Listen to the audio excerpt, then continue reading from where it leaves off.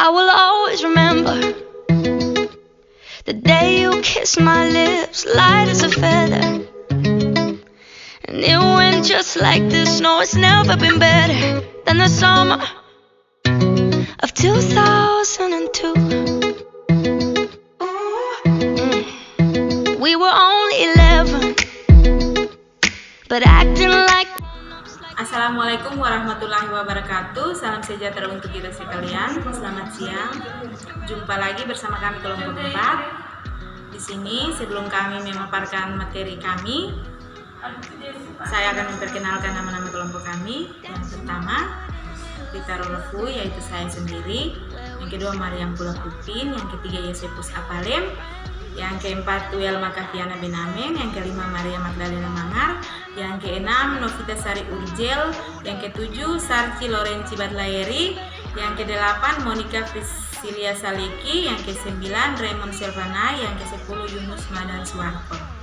Dalam pemaparan materi, baik, yang kita ketahui bersama bahwa TB paru adalah tuberkulosis, merupakan infeksi yang disebabkan oleh Mycobacterium tuberculosis yang dapat menyerang pada berbagai organ tubuh, mulai dari paru dan organ di luar paru seperti kulit, tulang, persendian, selaput otak, usus, serta ginjal, yang sering disebut dengan ekstra paru pulmonal TB.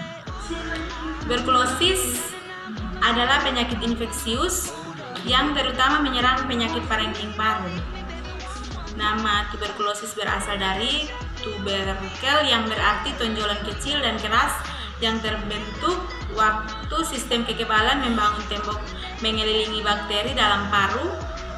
TB paru ini bersifat menahun dan secara khas ditandai oleh pembentukan granuloma dan menimbulkan nekrosis jaringan. TB paru dapat menular melalui udara waktu seseorang dengan TB aktif pada paru, batuk, bersin, atau berbicara. Nama saya Maria Magdalena Mangar. Di sini saya akan melanjutkan materi kami, yaitu etiologi dari TB paru.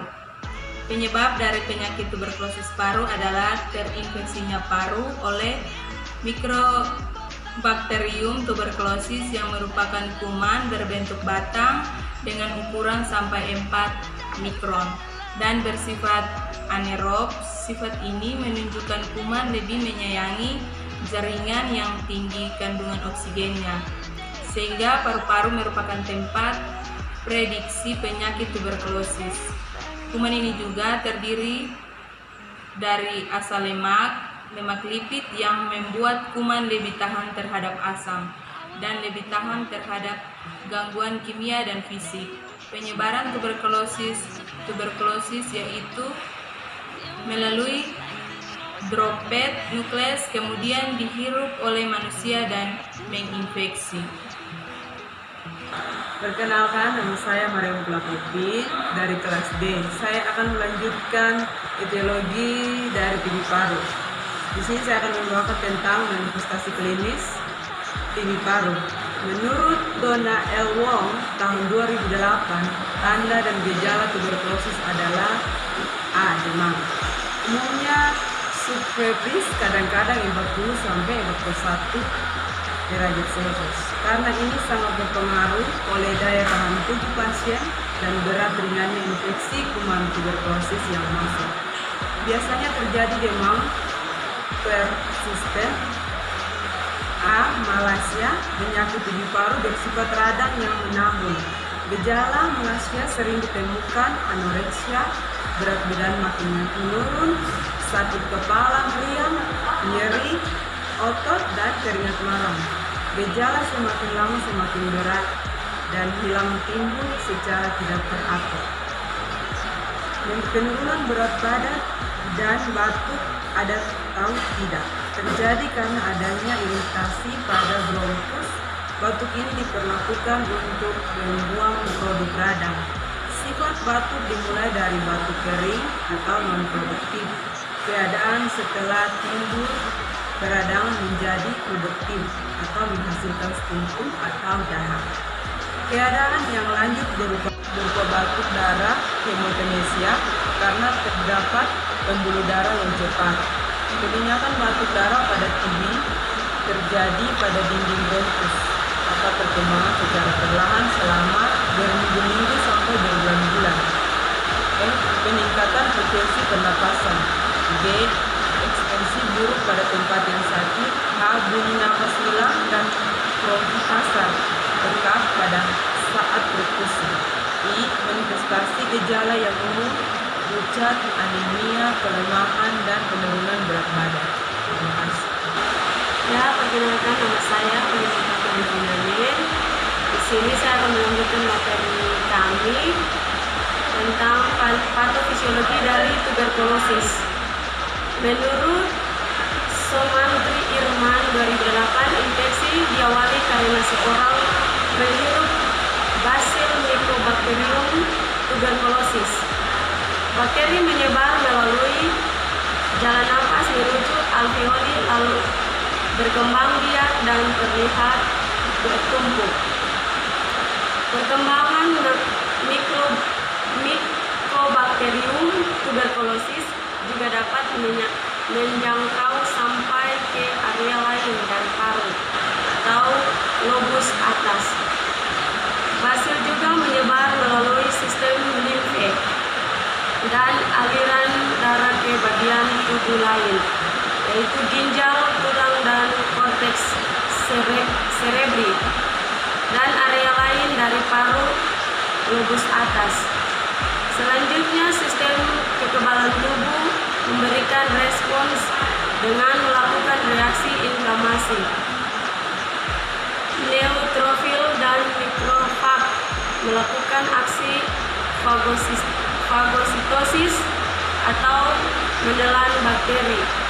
Sementara limfosit spesifik tuberkulosis menghancurkan atau melisiskan basil dan jaringan normal. Infeksi awal biasanya timbul dalam waktu 2-10 minggu setelah terpapar bakteri. Infeksi antara Mycobacterium tuberculosis dan sistem kekebalan tubuh pada masa awal. Infeksi membentuk sebuah massa jaringan baru yang disebut granuloma. Granuloma terdiri atas gumpalan basil hidup dan mati yang dikelilingi oleh mikrofag seperti dinding. Granuloma selanjutnya berubah batuk menjadi massa jaringan fibrosa. Bagian tengah dari massa tersebut disebut bone tubercle. Materi yang terdiri atas mikrofag dan bakteri yang menjadi nekrotik yang selanjutnya membentuk materi yang berbentuk seperti atau necrotizing caseosa. Hal ini akan menjadi klasifikasi dan akhirnya membentuk jaringan kolagen. Kemudian bakteri menjadi nonaktif. Menurut Widagdo 2011, setelah infeksi awal jika respons sistem imun tidak adekuat, maka penyakit akan menjadi lebih parah. Penyakit yang kian parah dapat timbul akibat infeksi ulang atau bakteri yang sebelumnya tidak efektif kembali menjadi efektif. Pada kasus ini, bone tubercle mengalami ulcerasi sehingga menghasilkan necrotizing caseosa di dalam bronkus. Tuberkel yang ulcerasi selanjutnya menjadi sembuh dan membentuk jaringan paru-paru yang infeksi, kemudian meradang mengakibatkan timbulnya bronkopneumonia, membentuk tuberkel, dan seterusnya. Pneumonia seluler ini dapat sembuh dengan sendirinya. Proses ini berjalan terus dan hasil terus berjalan terus dan basil terus difagosit atau berkembang biak di dalam sel. Makrofag yang mengadakan infiltrasi menjadi lebih panjang dan sebagian bersatu membentuk sel tuberkel epiteloid yang dikelilingi oleh limfosit atau membutuhkan 10-20 hari. Daerah yang mengalami nekrosis dan jaringan granulasi yang dikelilingi sel epiteloid dan fibroblast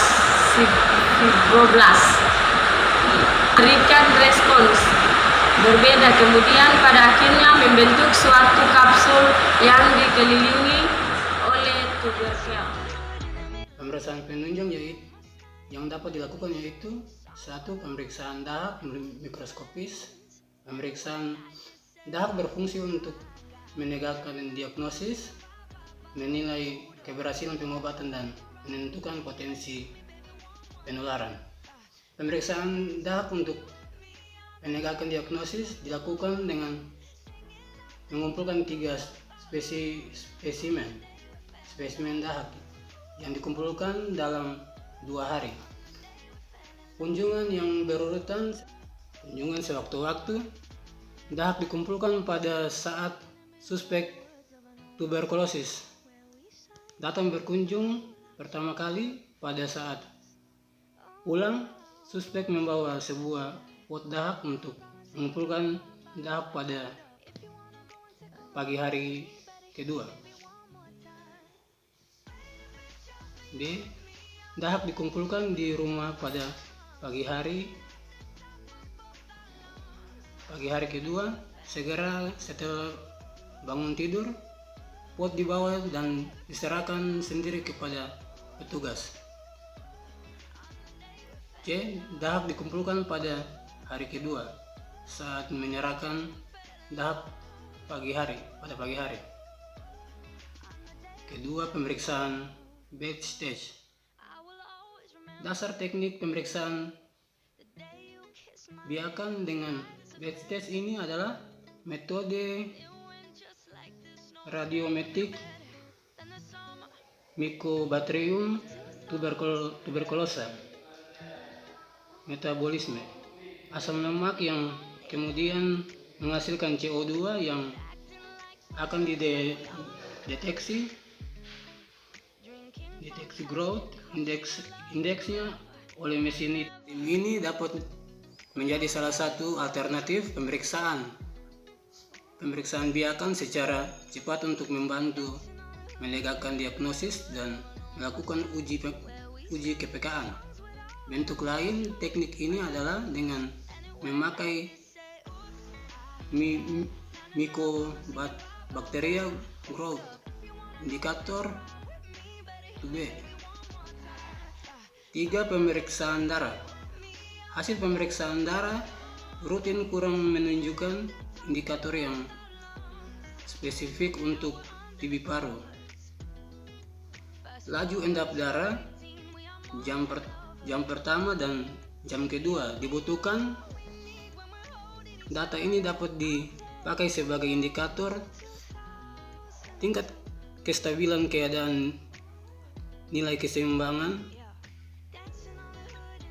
penderita, sehingga dapat digunakan untuk salah satu respon terhadap pengobatan penderita serta kemungkinan sebagai pendeteksi tingkat penyembuhan penderita. Demikian pula kadar limfosit dapat menggambarkan daya tahan tubuh penderita. LED sering meningkat pada proses aktif, tetapi LED yang normal juga tidak menyingkirkan diagnosis TBC. 4. Pemeriksaan radiologi. Pemeriksaan standar adalah fototoraks, PA.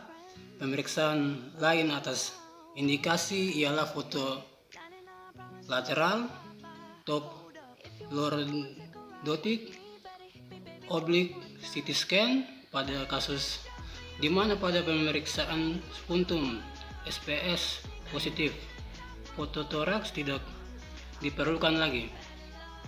Pada beberapa kasus dengan hapusan positif perlu dilakukan fototoraks bila A. Curiga adanya komplikasi, misalnya efusi pleura, pneumotoraks. B. Hemoptisis berulang atau berat. C. Didapatkan hanya satu spesimen BTA. Perkenalkan, nama saya Yosef Palem. Di sini saya akan melanjutkan materi kami dari kelompok 4 tentang penata laksana penyakit TB. Yang pertama, pencegahan. Pencegahan yaitu terdiri dari opsi A, pemeriksaan kontak, yaitu pemeriksaan terhadap individu yang bergaul erat dengan penderita tuberkulosis paru BTA positif. B.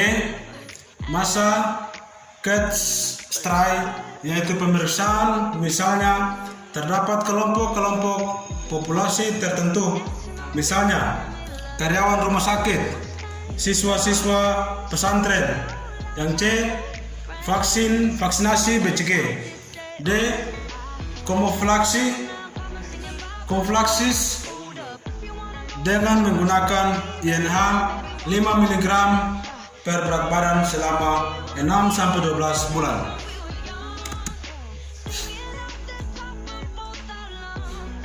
Dengan tujuan menghancurkan atau mengurangi populasi bakteri yang masih sedikit.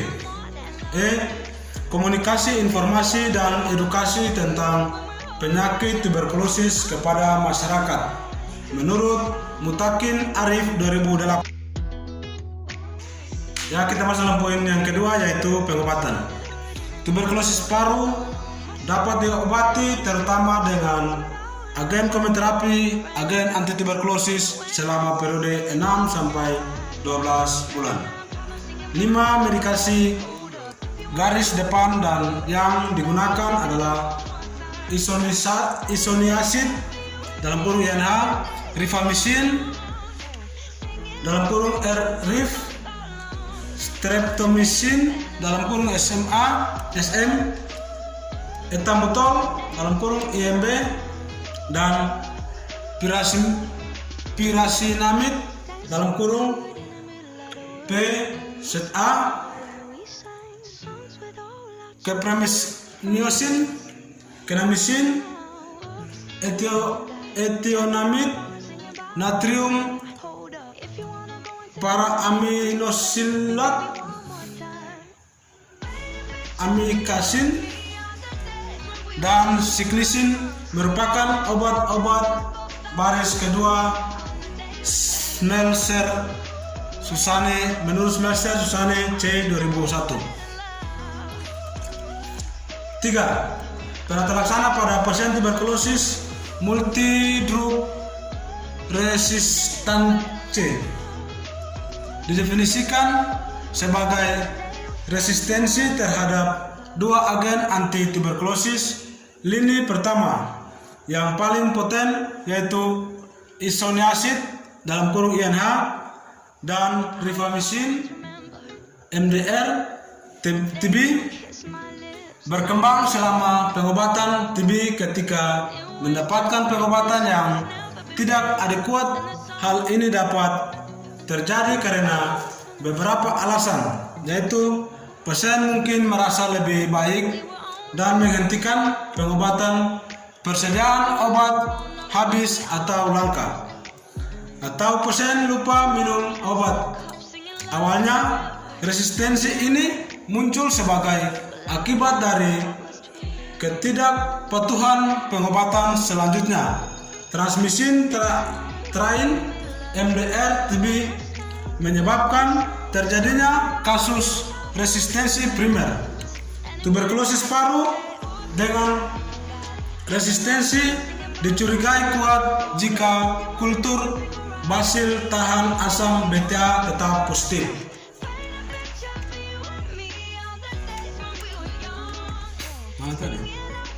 Setelah terapi 3 bulan atau kultur kembali positif setelah terjadi konversi negatif directly observed therapy (DOS) merupakan sebuah strategi baru yang dipromosikan oleh World Health Organization (WHO) untuk meningkatkan keberhasilan terapi TB dan mencegah terjadinya resistensi menurut Soifandi 2010. Menurut Subakyo 2013, Directly Observed Treatment Short Course Chemotherapy (DOS) adalah nama satu strategi yang dilaksanakan di pelayanan kesehatan dasar di dunia untuk mendeteksi dan menyembuhkan tuberkulosis. Kunci utama keberhasilan DOS adalah keyakinan bahwa penderita tuberkulosis meminum obatnya sesuai dengan yang telah ditetapkan dan tidak lalai atau putus berobat. Hal tersebut baru dapat dipastikan bila ada orang lain yang mengawasi saat penderita minum obat. Ya, mungkin itu adalah sekilas dari hasil tugas kami kelompok 4. Atas perhatian dan kerjasamanya saya ucapkan terima kasih. Wabillahi taufiq, wassalamualaikum warahmatullahi wabarakatuh. I will always remember the day you kissed my lips like